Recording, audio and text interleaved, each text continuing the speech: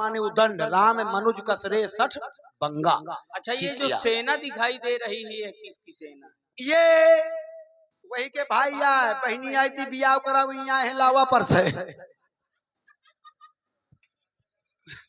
कुछ कहा है क्या? हाँ, ये भी राम रूप। ये तो ये लावा परसने आए हैं, मतलब ये घर दूसरा तीसरा ये 14,000 सेना सजा कर आई है। आओ भाई, स्वागत है हमारी इस पावन गंज की धरा में। हमारे राम रूप सिंह जी, हाँ, बहुत बढ़िया तबला वादक जी आए हुए हैं।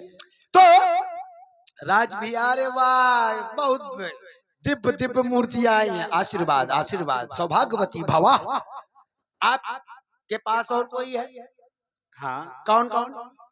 मेरी भार्या, अच्छा, और मेरा अनुज। आपसे निवेदन है, आप अपनी भार्या को हमारे महाराज के लिए सौंप दीजिए। ये कौन कह रहा है? ये महाराज कह रहे थे। ये महाराज तुम्हारे कह रहे थे, तो जाकर तुम अपने महाराज से हमारा संदेशा कह देना। हम क्षत्रिय मृगया बनकर ही तुमसे खल मृग खोजत फिरही। अच्छा, हम इस वन में तुम्हारे जैसे खल मृगों को ही खोज रहे हैं। आप खोज रहे हैं, ये खोजे खोजाए खड़े हैं। और एक बात कह देना, कहिए। यदि भुजाओं में बल हो तो युद्ध करने के लिए तैयार हो जाएं। ओके। और अगर बल ना हो तो पीठ दिखाकर घर वापस चले जाएं। ये पीठ अब नहीं दिखाते, पहले दिखाते थे, अब नहीं दिखाते हैं। ये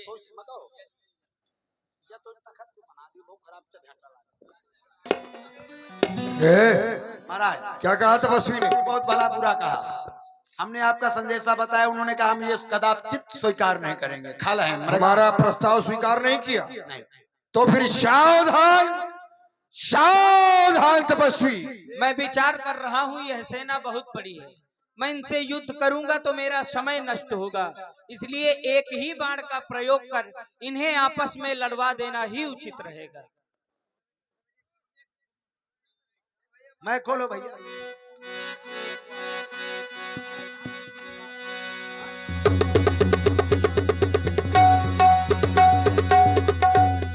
राम राम कर तनु तजहि, पावहि पद निर्वाण। कर उपाय रिपु मारे, शन मोह कृपा निधान। भैया चाबी दे जाओ, घर के चाबी दे जाओ, घर के चाबी। ओ भैया चाबी दे जाओ, घर के चाबी। दोनों भाई मर के गुहार चाबी चली चाबी। अब जा रहा हूँ रावण सरकार। इस तरह से खरदूषण तीसरा 14,000 सेना राम जी ने एक ही बाण में सभी को समाप्त कर दिया। धुआं देख अब यहाँ से शूर्पणखा ने देखा कि सारी सेना मारी गई, खरदूषण तीसरा भी मारे गए, तो अब ये लंका पहुंचती है रावण के पास। ओ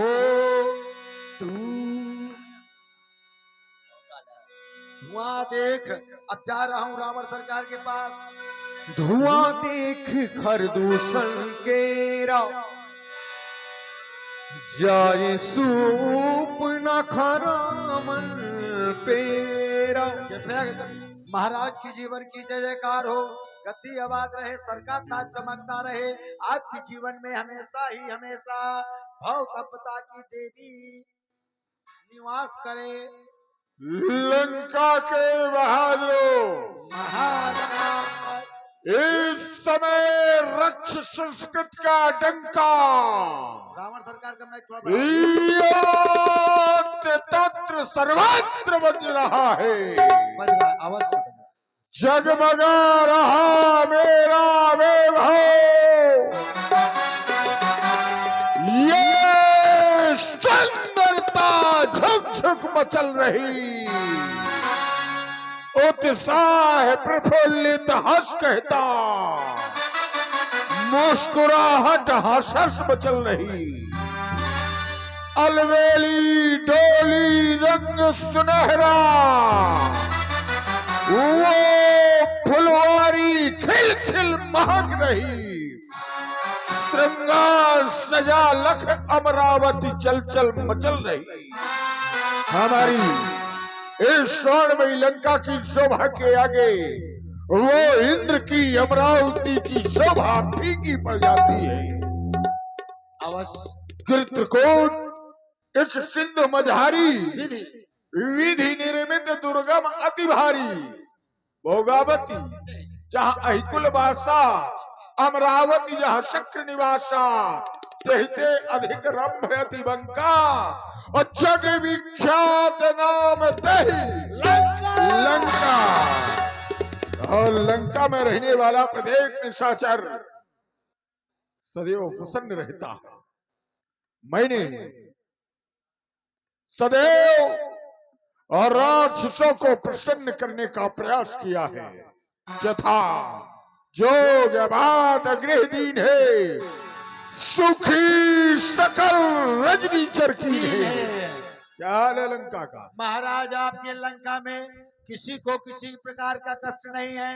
जितना लंका का राक्षस है सभी सकल सुखी रजनीचर किन है। महाराज सभी राक्षस इस समय बढ़िया आनंद में है।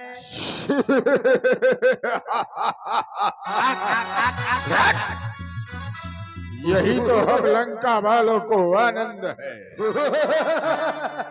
परंतु ये रंग में भंग मचा देने वाला कौन?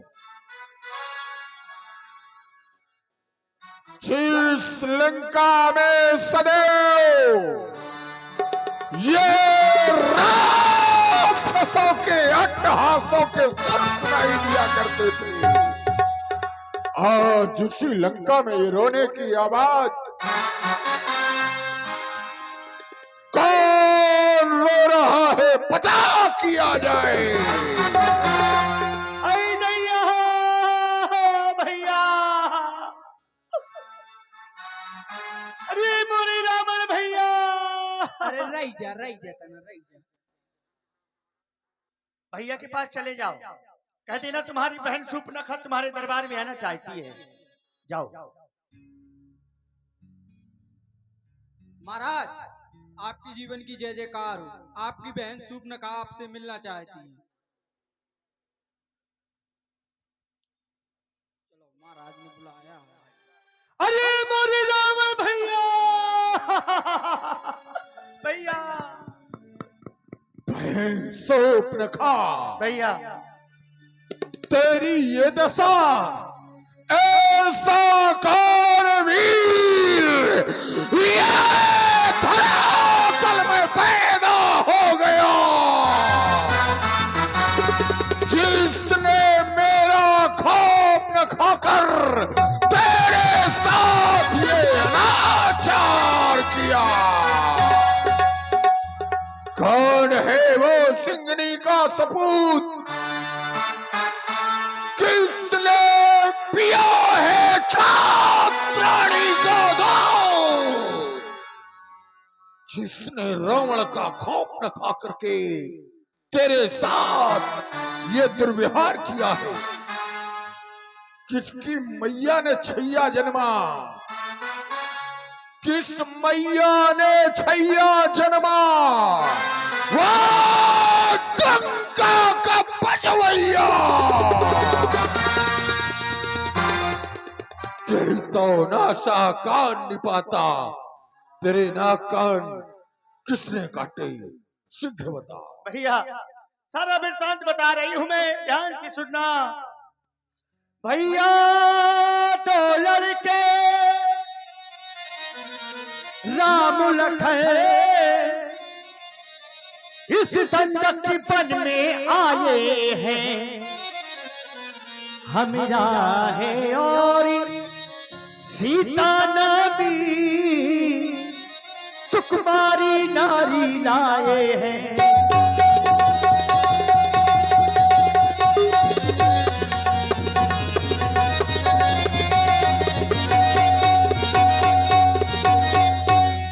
भागते हैं और लड़ाते हैं,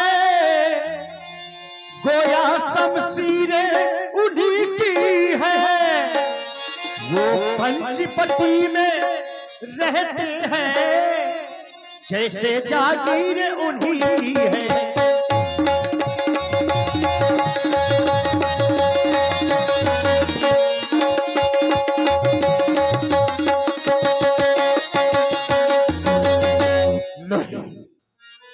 वो पंचवटी तो हमारी जागीर है, वहां का आधिपत्य मैंने तुम्हारे हाथों में सौंपा था और तुम्हारी रक्षा के लिए अपने ही समान बलवान खरदूषण तीसरा दिए थे।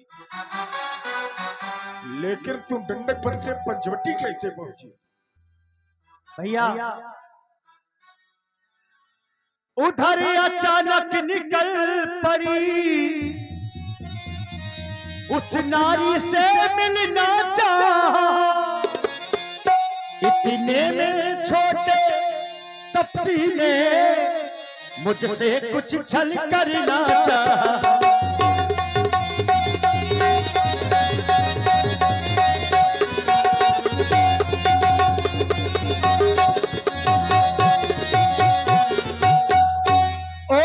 तपसी में इतनी बड़ी हिम्मत, रावण की बहन से छल करना चाहा। हाँ भैया तूने भूल की।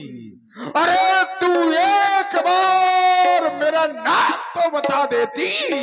भैया जब मैंने तेरा नाम लिया सुनते ही उसने दी गाली।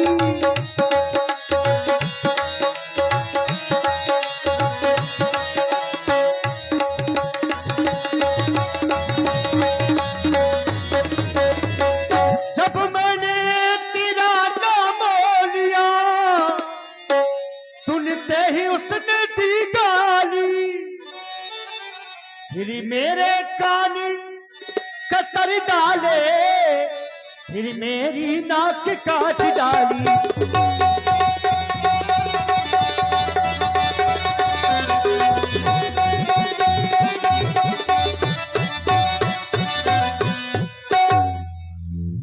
उस तपसी ने तेरे साथ ये दुर्व्यवहार किया। बहन तू चिंता न कर, तू इस शोक का त्याग कर।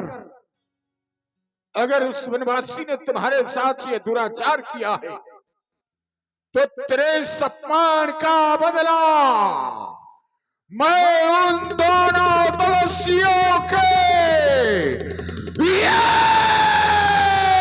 मस्तक उतार करके लूंगा।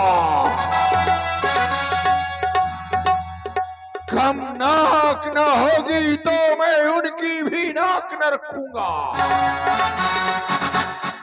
ये भेजों को निकाल नथनों की राह करूं। अरे ये मिर्चों की नाक सुनने दूंगा।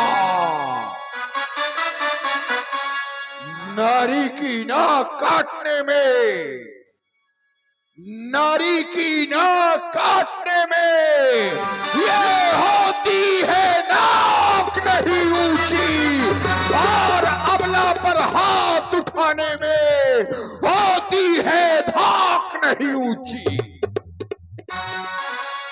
मैं चला नाक के सीधे भी उन दोनों को नाकों पर पकड़ूंगा और तेरे इन आंखों के आगे उन दोनों की नाकों को रगड़ूंगा। बल्कि लेंगे तो नाक छेद नकेल डलवा दूंगा। यमपुर का नाका दिखलाकर बस नाकों चने चबुआ दूंगा। ये धरा धाम पाताल चंद्रहास मेरे जीते हैं। मेरे भय से अजा सिंह जल एक घाट पीते हैं, किंतु ये समाचार, ये दुराचार तूने खरदूषण से नहीं कहा। अरे उसका तो वही अखाड़ा था, क्या उस कुलभूषण से नहीं कहा? भैया सबसे पहले खरदूषण भैया के पास में गई थी, सहायता करी। साथ में 14,000 सैनिक लेकर के युद्ध के लिए तैयार हो गए। 14,000 सैनिक के सहित खरदूषण तीसरा भैया सबके सब मारे गए हैं। असंभव! खरदूषण मारे गए? हाँ भैया, ये दृश्य तुमने अपने नेत्रों से देखा? हाँ। तब तो स्थिति विचारनी है। अरे कट जाए बहन के नाकान, और मैं जिंदा रहूं जमाने में, ये सब हो जाए, और लानत है ये सच उठाने में। तुम थोड़ा धैर्य धरो, तुम थोड़ा धैर्य धरो। मैं दंडक बन को जाता हूं, ना कान काटने का बदला उस तपसी से अभी चुकाता हूं। जाओ सुखैन के यहाँ जाकर अपना उपचार कराओ, हम तुम्हारे अपमान का प्रतिशोध लेंगे। रूप न कहीं समझाए कर, बल बोल से बहु भांति, भवन गयऊ अति सोच बस नींद परे नहीं रात। जब से शूर्पणखा के द्वारा ये वृत्तांत सुना, तब से हृदय में अत्यंत सोच, जिस सोच के कारण रात्रि में निद्रा नहीं आई। क्या सोच शूर्पणखा की नाक कटने का? नहीं, ना ही सोच खरदूषण की मृत्यु का। सोच है तो केवल एक बात का कि शूर्पणखा की नाक काट करके ये राक्षस संस्कृत को चुनौती देने वाला है तो है कौन?